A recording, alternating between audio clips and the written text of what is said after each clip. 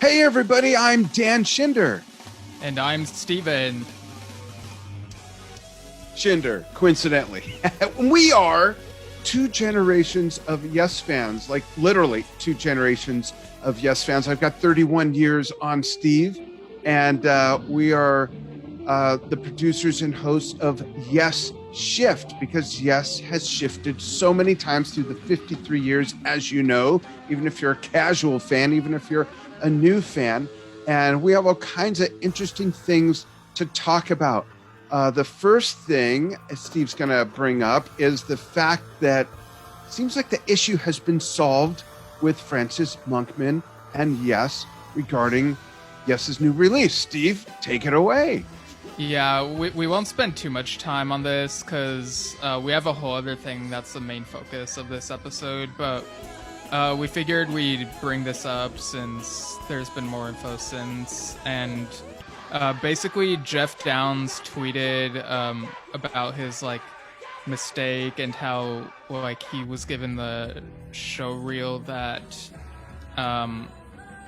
he was given the recordings that was Francis Monkman's composition, and he thought it was his, and so he owned up to it and said that Monkman is getting a writing credit on the Ice Bridge. So that's pretty much it. That thing has been solved, and thank goodness it happened sooner rather than later. And yeah, I'm sure lots of fans are tired of hearing about this by now, but yeah, I just figured we'd touch upon that real quick. Yeah, and I don't want to wring it out too much either, but I do have a couple questions that are kind of rhetorical questions for people to ponder, or you can go ahead and answer in the comments wherever you're watching or listening to this episode. And that is this: they're giving him writing credits, which is great. Are they giving him a royalty? I'd be real curious to know that. And let's just play along with me for a moment, everybody. If it wins a Grammy, is he getting a Grammy? Is he going to be there?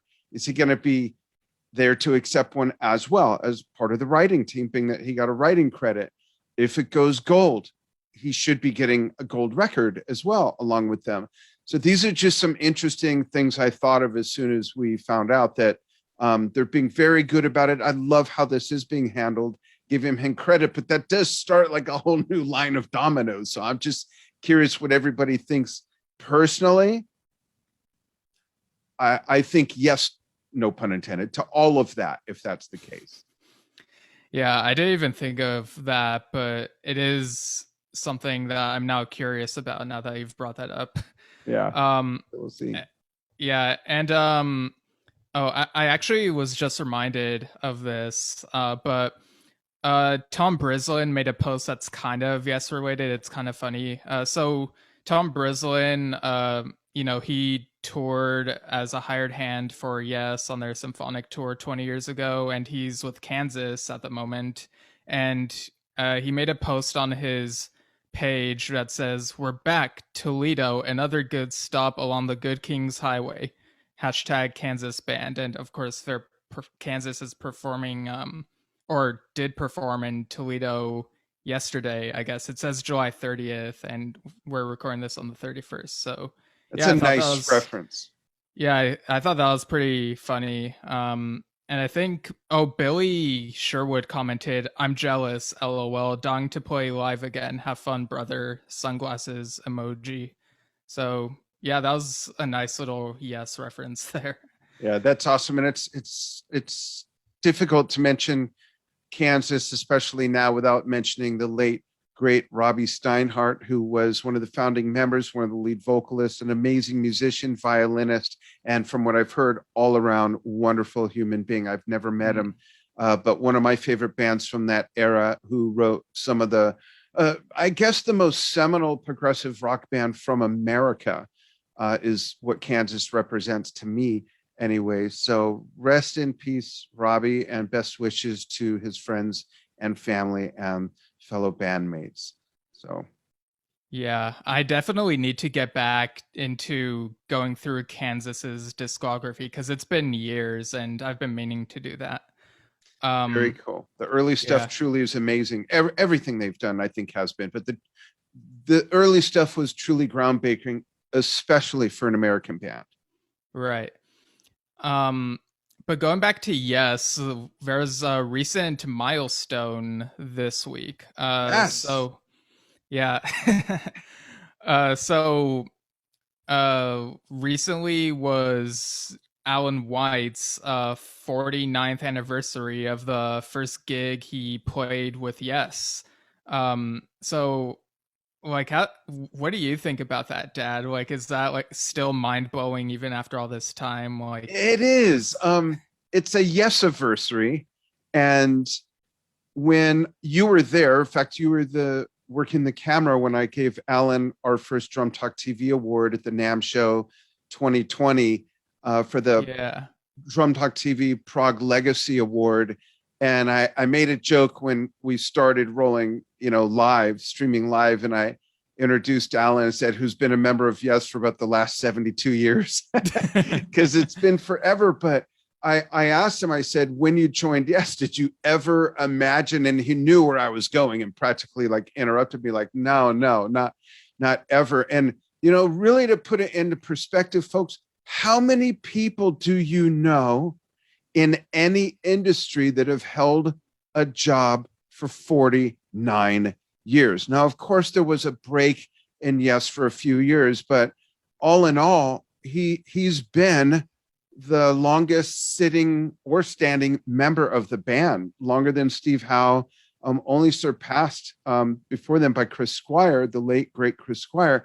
So to put it in perspective, let alone a a band member that's been in a band, that long. I think it's amazing. And I think his contributions are monumental to Yes's success. For a drummer like that and a musician and composer to go from playing, when he first joined Yes, think about this. The first studio album he recorded with them was Tales from Topographic Oceans. Yeah, And, it's and even, wild.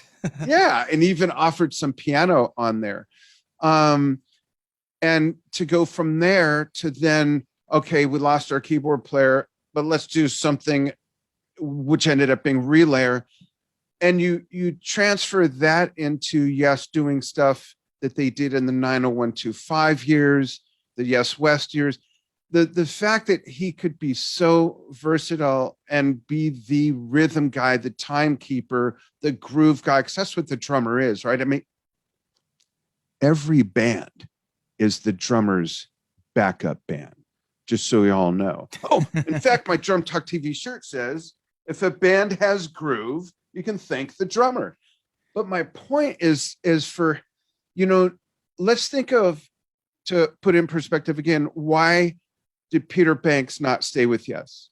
Why did Tony Kaye not stay with Yes? A lot of times it were these musical differences, but Alan was adaptable and was able to be a chameleon and morph no matter what Yes did and provide exactly what Yes needed for what they were doing. So that's my perspective on it. And he's one of my biggest influences. Yeah, that comment about morphing and chameleon is kind of funny given one of the things we're going to talk about later. But yeah, so to commemorate the anniversary, we shared Alan White drum solo from that 1998 Budapest concert.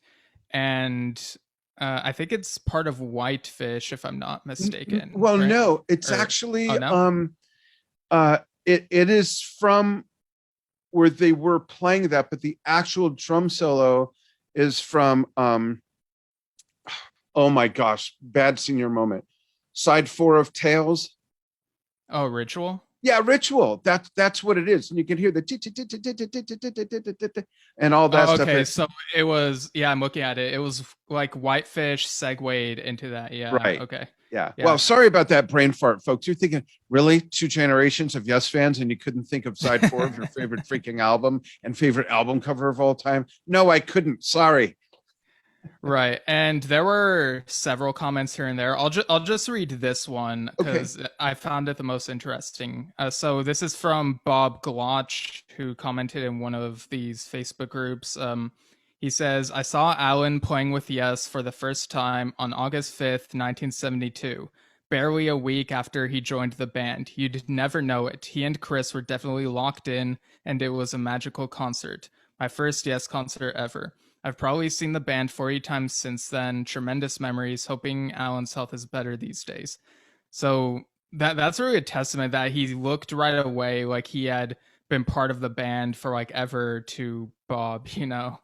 Absolutely. And I love his story of the reason why he joined the band is because Chris Squire threatened to throw him out the window if he didn't, which I could see that happening actually. Yeah.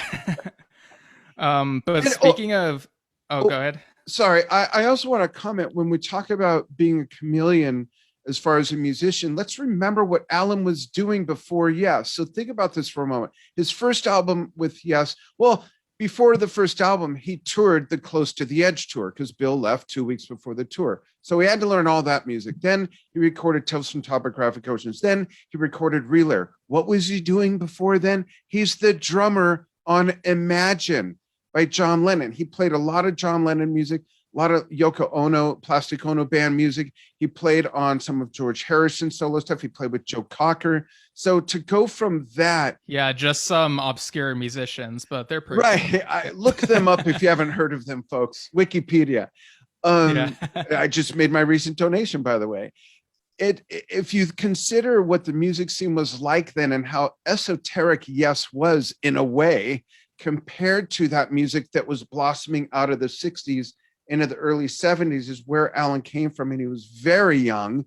And it's amazing how he not only went from that to what Yes was at the time he joined in the next 2-3 albums, but then again going through all these changes through the years. It's just, it really is remarkable as a musician. It speaks volumes. It really does.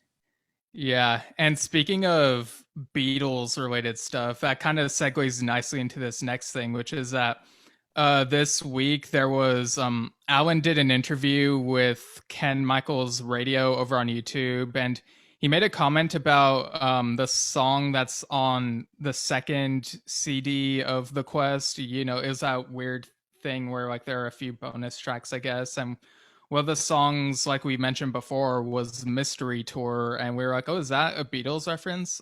So, what Alan said in the interview was, "It's a kind of parody of the Beatles and when they broke up.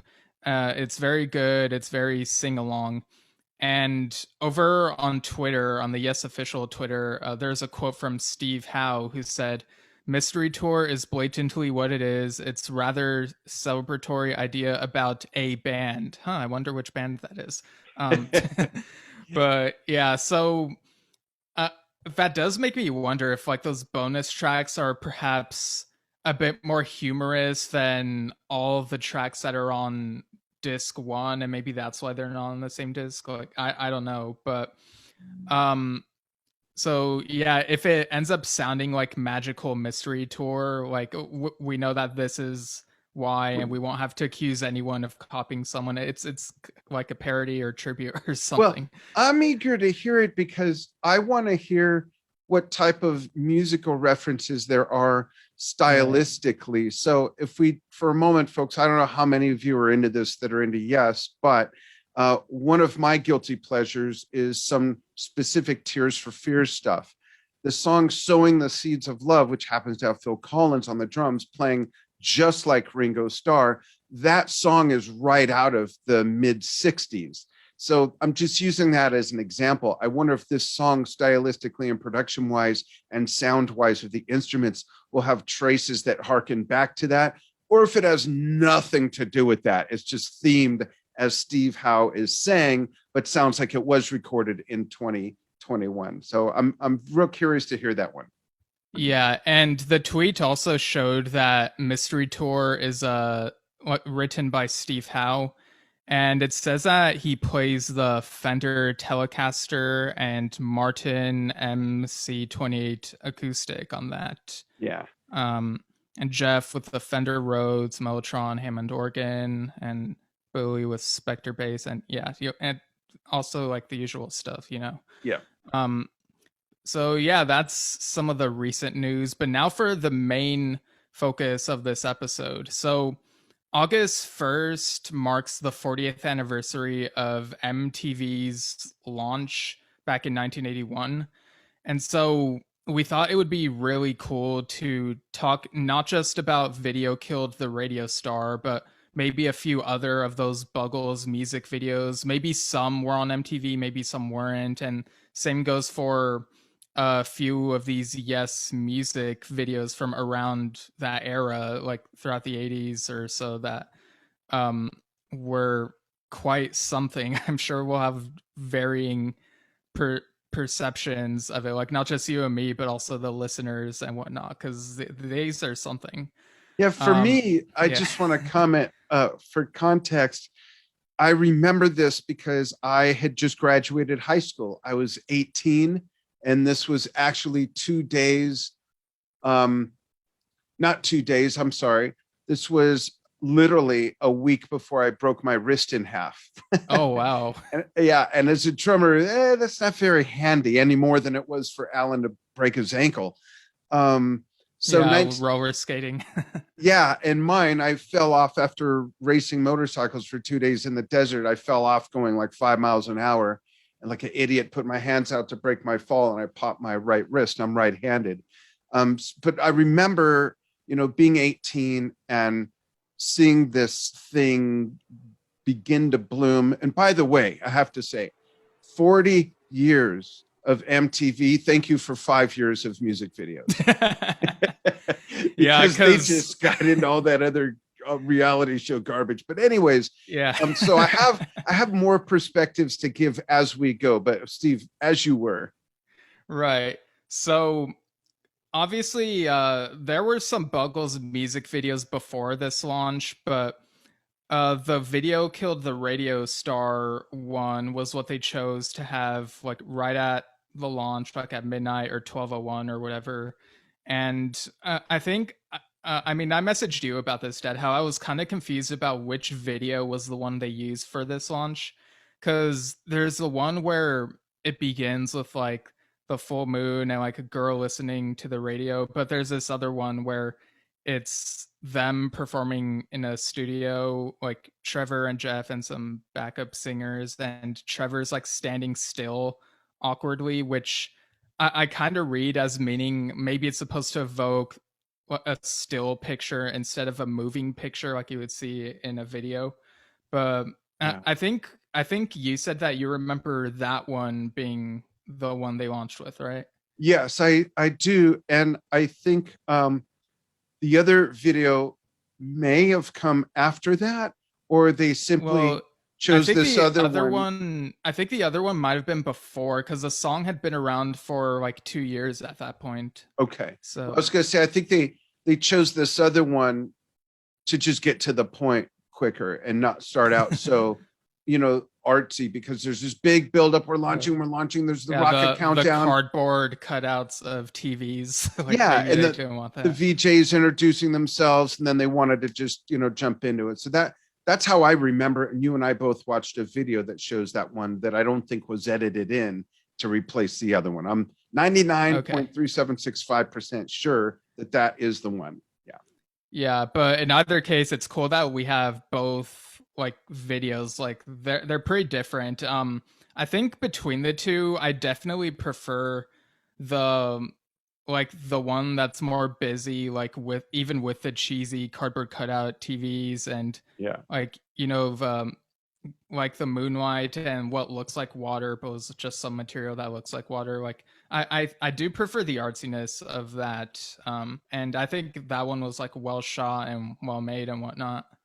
Uh, so uh, the 18-year-old self of me, after this big buildup of this launch of this music television station on cable, staying up late, waiting for it. They do this big introduction. Then they show that video. I must admit, it was kind of like a what the F is this moment, because I was ready to rock out. New wave was not really a big thing in the United States yet. It certainly was in the UK. And at the time, what was I doing musically? I was in a rock band. I was in a rock Yeah. band, and I wanted something completely different. And on top of that, I just I don't know. It was kind of cool that it was Trevor and Jeff because I wasn't really familiar with their background before Yes. I had seen them with Yes the year before, had the album, all that. So it was kind of neat in that regard. But it was kind of like, if this is what this shit's going to be like, I don't know if I'm into it. I'm just being honest. As I got older, my musical horizons and appreciation grew and grew and grew and grew. Now I look back and I think as cheesy and almost embarrassingly cheesy and funny the video is in some ways, as well as something else we'll touch on. I think it's genius. I really do. But hindsight is easy, right? Yeah. So unless you have anything else to say about that, we can move to I the don't. next. Okay. So next is Living in the Plastic Age. Now this one, I I really love the song, but the video, like, it has a dystopian feel to it, but I also think it really has not aged well. Like, there's that moment where the two people look like keyboards, and like, if you're watching this like without the context of like, oh, they're supposed to be keyboards, and keyboards are like black, but they have like the white keys on the back. Like, it looks like if that were shown today, it would look not politically correct. So it like people probably weren't thinking about that back then, but Wait, what part it's doesn't look politically correct? What don't I remember?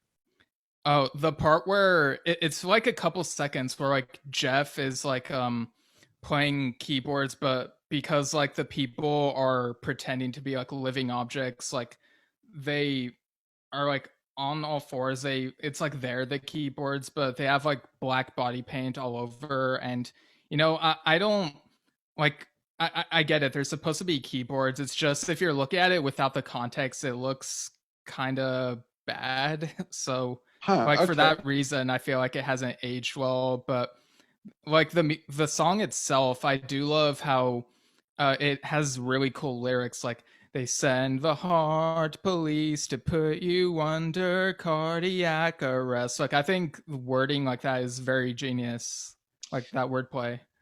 I like the video because the production's very great for what it is. And again, back then I didn't appreciate it. I just wasn't into it to the point where it was almost annoying. Now I listen to it and I'm like, wow, they were way ahead of their time. But I love it for Jeff's crazy green glasses and the pink rubber gloves.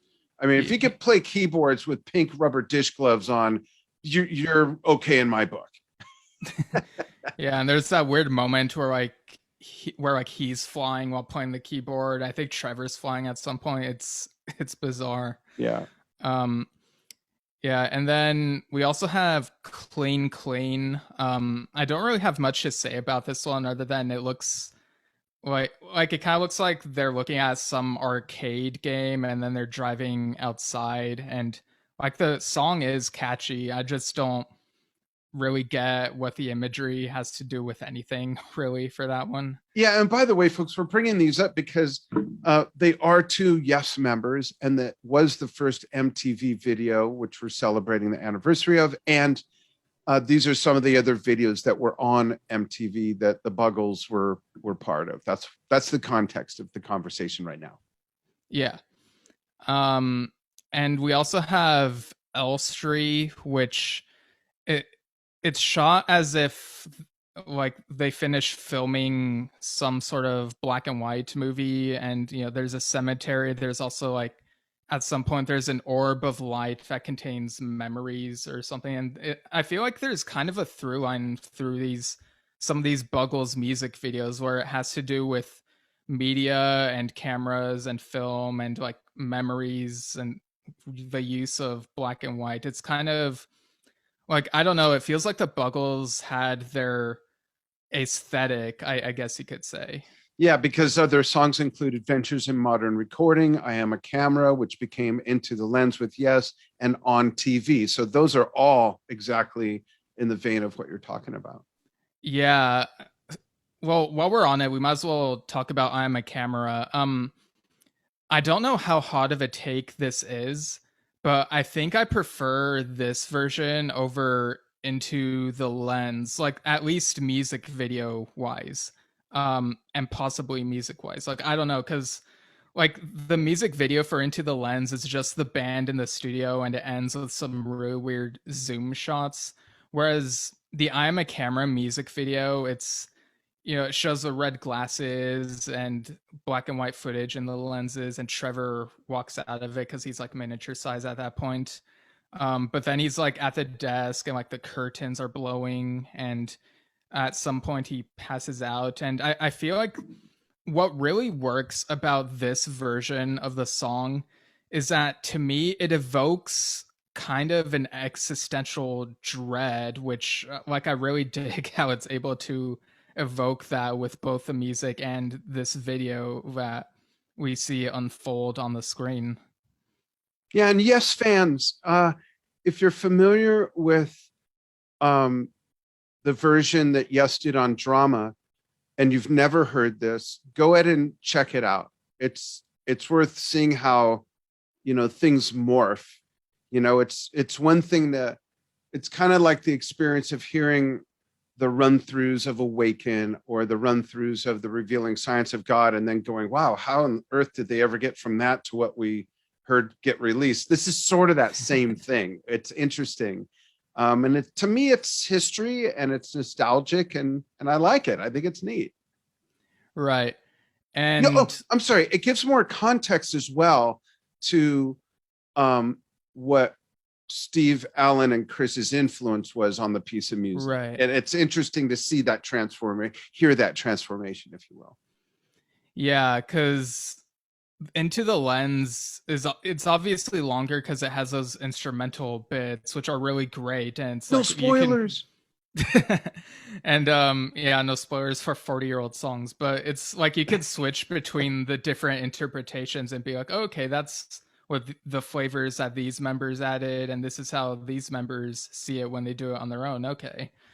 um Yeah. and yeah, like we were saying with Adventures in Modern Recording, which is the title track on their second album, you again have those, like that imagery of the giant reels and weird stuff like people in white hazmat suits.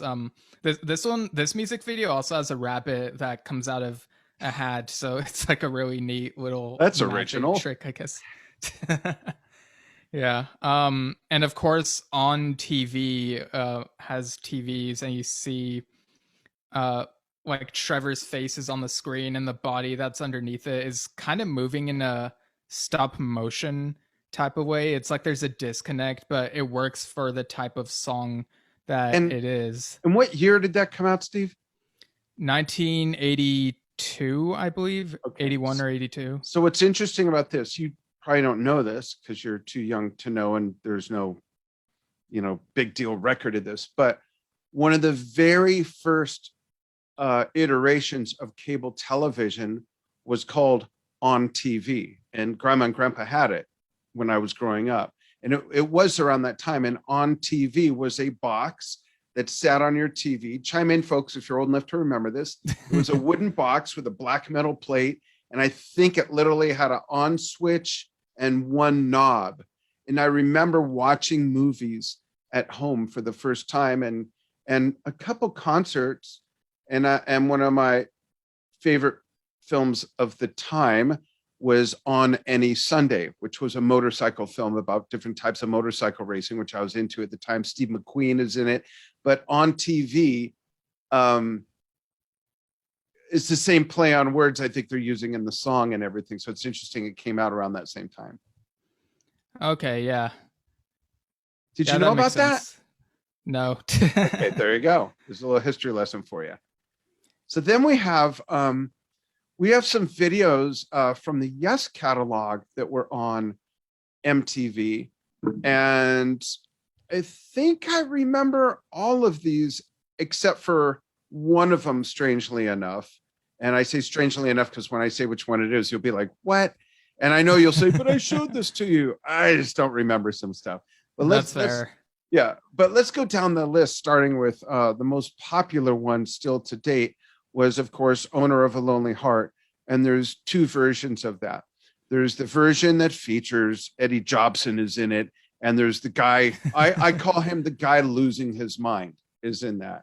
And there was a Right. period in my life where I was that guy for about 6 months, but that's Oh, another I'm story. still that guy. Just kidding. But yeah, I don't wash my face with maggots, so no need to worry. Well, yeah, not that, but so that was a huge hit musically and a huge hit on MTV. And then there's the lesser known one where they're playing on some weird, almost looks like this is the leftover shit from Pee Wee Herman's Playhouse that they didn't use, and they made a set out of that for them to play, which I really didn't remember until you sent these links and I watched. I went, oh yeah, I remember that.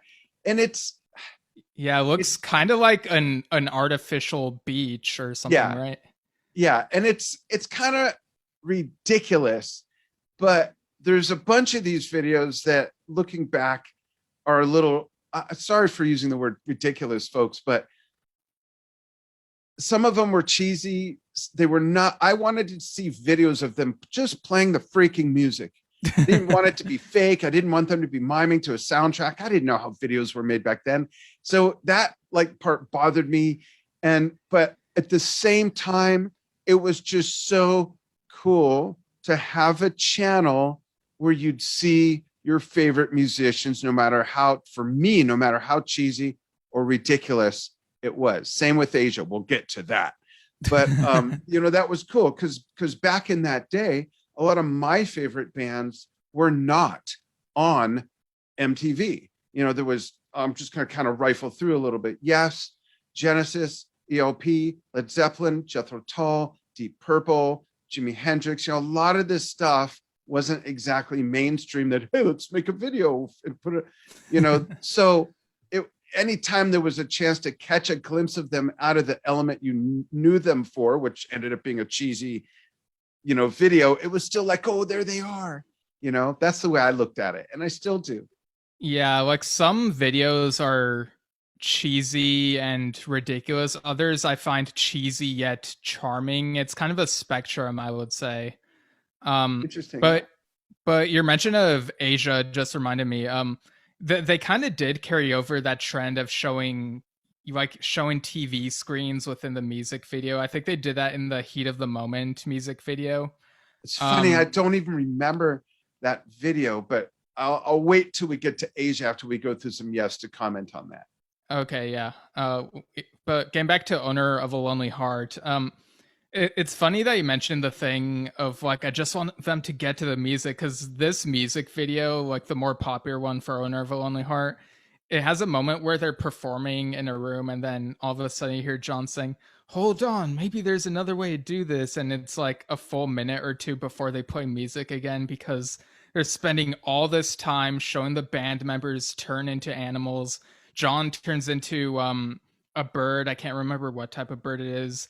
Chris turns in, he gets in like I think it's a limo or a taxi or something, and then he turns into a snake.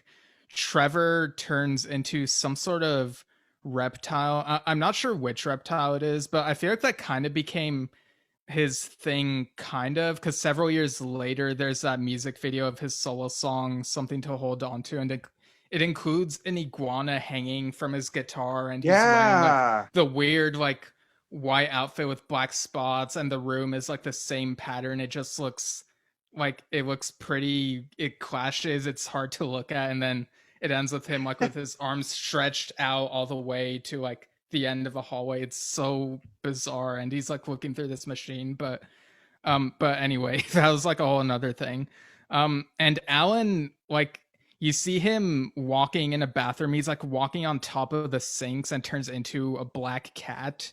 Yeah. And like, and then we get to the guy you referred to, the guy losing his mind. I think you said, Yeah. um, some black and white, and he's just having a bad day in this. Like I don't get like what this has to do with the song. I was just gonna say that. Yeah. There's a disconnect, but this is in the era of where everyone wanted a piece of that action, not the bands, but like directors and whatnot. And this is their chance to have a whole new venue slash arena for being artsy fartsy and, spinning around and creating something that was their vision that had, like you say, nothing to do with the piece of music. Yeah, because he's like put on trial or interrogated or something, and then he tries to escape, fights someone in a It's warehouse, like, and what does then that have to do with owner of a law? What does that have to do with yeah, any of that? It's yeah, and it's then he like gets to the top of the building where he gets surrounded by the band members. You see the back of Eddie Jobson for a couple of seconds, and um, well, I kind of wonder, like, was Eddie supposed to be one of these other animals we see? Because we see a tarantula and a scorpion, so it's like, was he supposed to be either of those before he got like cut out? I'm really curious about well, I that. think he was supposed to be one of those, and the gentleman that played under the stage for the 90125 tour was the other one. Yeah, I think that guy's name was Casey Young, if I remember Yes, correctly. that's right. But yeah, the guy who's like trying to get away, he like jumps off, and then it turns out he's like daydreaming. He stops walking and then just nopes out of it, just goes home, I Yeah, guess. yeah, very, very strange. It's like someone came up with this idea and then found a band to do it with. Here's the Yeah. biggest question. Ready? Who signed off on that and said, yeah, that works? Like, what the? Like if you thought Tales from Topographic Oceans was trippy, look at this music video. Yeah, no acid required. That should have been the name of it. All Yeah. right. All right. So that was bizarre. Do you want to talk about It Can Happen next or leave it next? Um, leave it. And leave it, first of all, when the song came out, I was mesmerized by all the vocals and those layers. And, Mm. that was very Yes. And it was very Yes, modern Yes, if you know what I mean, with the sequencer drum machine stuff and all of that. And what's interesting is that there were 11 versions of this video, but Oh, there are not a, actually 18 versions, and the 11th one is what became like the official one that they ah, continued playing. okay. Well, I remember hearing different versions of it. I remember hearing a short edit version, all these other versions. I Yeah. There remember being in Round Table Pizza on Platt Avenue, down the street from where I grew up in West Hills, California. And there was a jukebox in there, and someone put on Leave It, but it was the all instrumental version that had like synthesized voices, vocoder sounding Oh, voices. is that the one where it sounds kind of like Yeah, yeah, they use yeah, that in the end credits of 9012 Live. Yeah. right. And I remember how bizarre that, like, wow, this sounds familiar. It like took me a moment. I remember exactly where I was, who I was with when I heard that most off the wall version. So quite interesting. Yeah, like they made like 18 versions of the video. Like one of them had like no band members. It was just random people, I guess. I don't remember Um that one. I yeah, remember and all the ones that are from the same shoot where they're all wearing the same suit. That's the one I remember. yeah, I think they wear the The same one. suit in all of them, like it's the same set. Yeah. And the makers of that video, let me just look up their names. I think it's is it Godly and Cream or Godfrey and Cream? Godfrey, I believe. Okay. I might be wrong. Check it out. Yeah, I'm looking it up right now. Yeah, because they also did the music videos for Heat of the Moment and Only Time Will Tell, No, I didn't apparently. know that. Yeah. Okay, it was Godly and Cream. Okay. Yeah.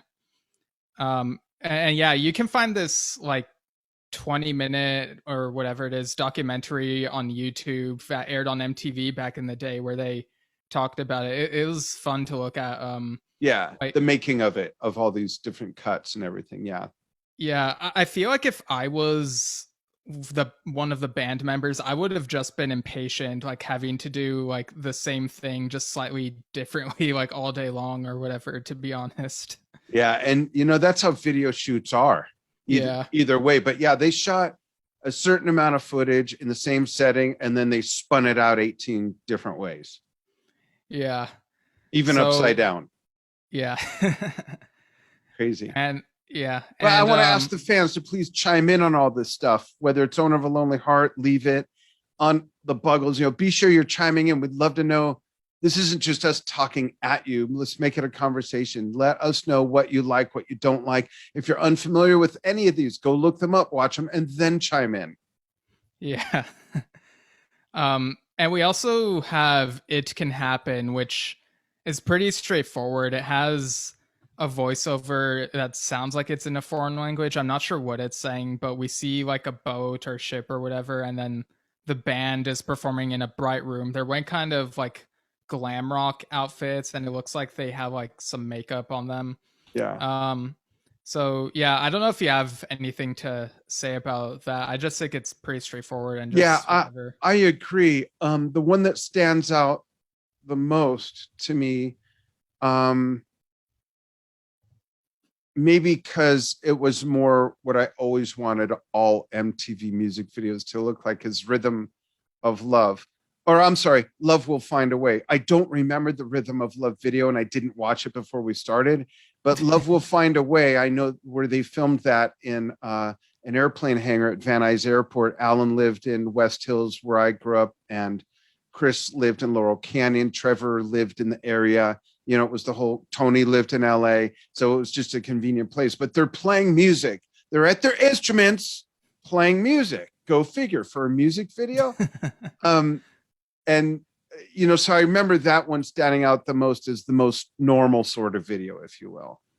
Yeah, that one begins with them like it looks like they're around a campfire and just having a good time with their like really Right. cheesy smiles. And I think Tony was like wearing a trench coat or something. Maybe Chris was as well, but Yeah. yeah, it fades from that to a different location where you see these giant orbs with like displaying different footage, I guess. And I always thought that set there looked pretty cool, and the outfits that they wore. And yeah, I just think it's a really bopping song.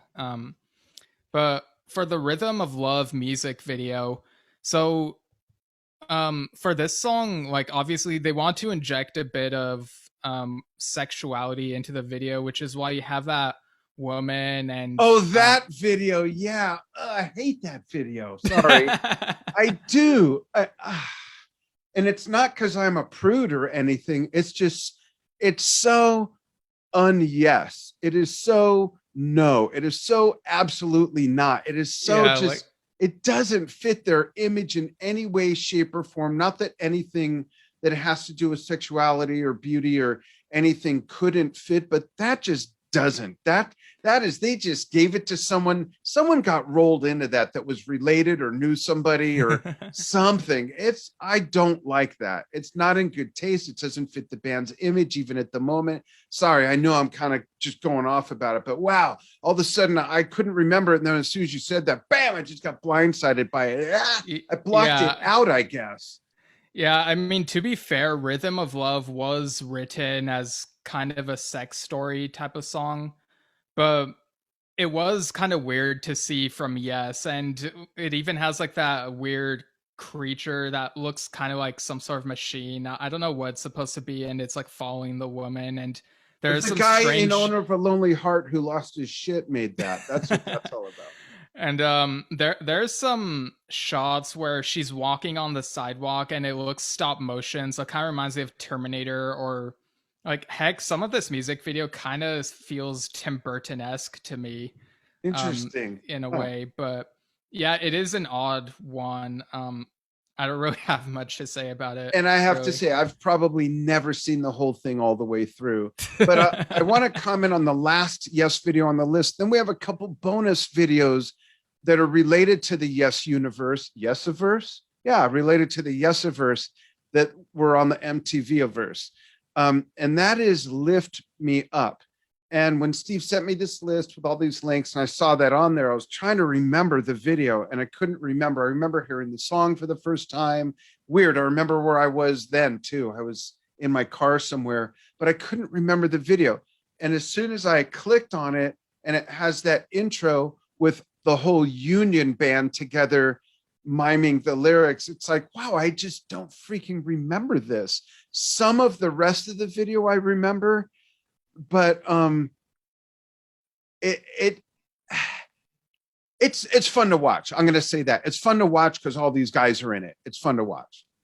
Yeah, like when I first watched this music video all those years ago, like even though I knew they weren't like there was like some miming going on, I just saw it looked really cool seeing them all together in this music video because there's a whole thing where they weren't all together on the album, but they were all together in concerts, and so this was just like a And they little played that track. bonus, I Yeah. guess. Yeah. Yeah. Interesting stuff. So then there's a couple related things to the whole Yes universe, Yes family that were on MTV.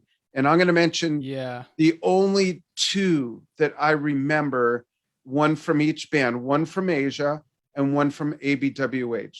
The one Yeah. from Now, ABWH is probably pretty easy, and that was a brother of mine.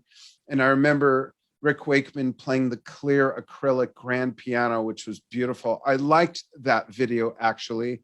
And that was a pretty impressive commercial single from that group of musicians. But for Asia, the only one I remember is from their second album, and it was the video of Don't Cry. And if you folks could yes. picture for a moment, yeah, if you could picture for a moment the cover of that album, the only part I liked about that is when you see each of them creeping through the foliage.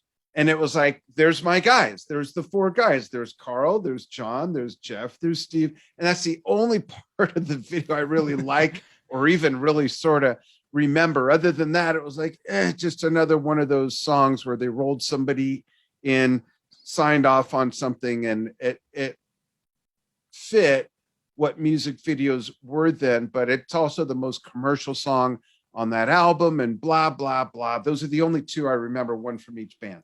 I don't Yeah. remember Heat of the Moment or anything else. Yeah, there are definitely some odd choices. Like in the Only Time Will Tell one, there's like a gymnast doing like, well, gymnastics. And it's like, what does that have to do with the song? And Yeah. then Don't Cry, I guess they were trying to evoke the album cover because it's a pyramid, and so they have the band members playing Explorers. Like John Wetton is like in some sort of bar. I guess he's like inquiring about the rest of the band members, maybe, who are like um, going through like these crypts or whatever. And it's just bizarre how their characters each meet their like demises, and like Steve Howe's character is set on fire at some I point. don't It's even like remember any of that. yeah, it's so bizarre. It's like, wow, Steve Howe agreed to this. That's Yeah. wild. But yeah, there have been some other Asia music videos. Like there was The Smiles Left Your Eyes, which had like a father-daughter thing going on in it, I think. Huh. Go had a woman who was kind of dressed like the character on the album cover, I think. It's Astra.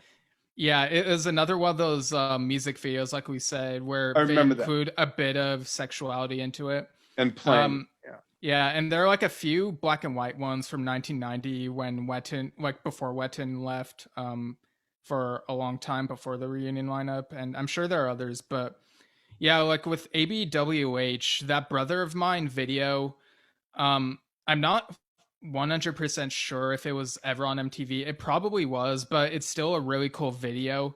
Like I remember when I first watched it when I was in middle school, I just found it so inspiring, like because I know it probably seems like really cheesy or too sweet to some people, but the part where the people in the desert like get to the get together, they join hands, it's like they're finally united, and you hear John singing, "So giving all the love," that part, and Yeah. then their faces morph into the band member faces with like and they have like the face paint as well to match, I guess, but Right. yeah, I thought that was a well-made video. There was also one for Quartet, I'm Alive, where it includes like children and stuff, and it's very inspiring. It's very hopeful, and some of the computer graphics, like the shaking hands, haven't aged that well. But it's like the message is clear. It's a message about unity and whatnot, and it's a really good. That was a really good single. Um, I don't remember that, Yeah. but do I remember a video for the meeting? Um, I don't think there was a music video for the meeting. Okay. I think there was one for Order of the Universe, but I think that was just like they took footage from a concert and like passed it off as a music video. Kind of like how some of the 9012 live stuff, like they take clips from that and air a song from that as a music video Yeah. on Okay. TV. Yeah. Um, but Interesting. yes. Folks, what do Yeah. you say? Asia, ABWH, do you remember any videos and are there any that you like? Or that weird Trevor Rabin one we mentioned earlier. Yeah. Yeah. Very Yeah. cool. So that's Right. our nod to MTV. And as a quick recap, a nod to the MTV 40th anniversary and 5 years of music videos, as well as Alan White's Yes anniversary, 49 years as the drummer of Yes. And we talked about a new release that's on the bonus disc.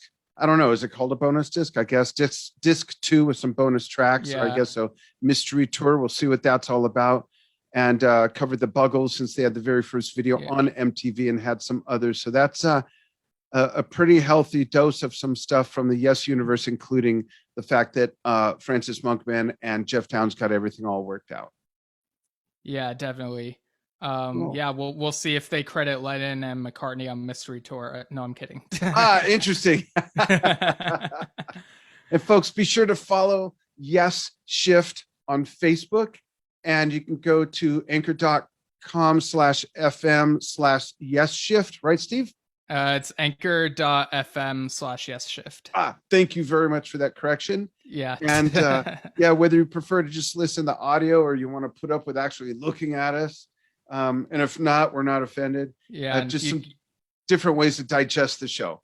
Yeah, and you can email us at yesshiftpodcast@gmail.com, and we might read what you send us to the show within reason. Yeah, give us comments, Yeah. and you could even give us suggestions for stuff to cover. It's funny, Steve and I have some other already recorded episodes we haven't put out yet because these other things keep coming in that are more time-based. The whole Yes Quest thing, the whole Ice Bridge thing, the whole now this, these anniversaries. So we've got some other stuff in the pipeline. We've got a list of some other topics, but we'd love to know as Yes fans what you'd like us to include, and feel free to chime in on anything that we've done as well. Yeah, definitely. And I mean, maybe we'll put something out in the middle of this coming week. We'll see. But yeah, definitely lots to talk about, and that's what's great about a band like this that has so much history and band members who've done lots of things inside and outside of Yes. Absolutely. Thanks for listening, everybody. I'm Dan Schinder. And I'm Steven Schinder. And we'll see you again soon, or talk with you soon. Yes.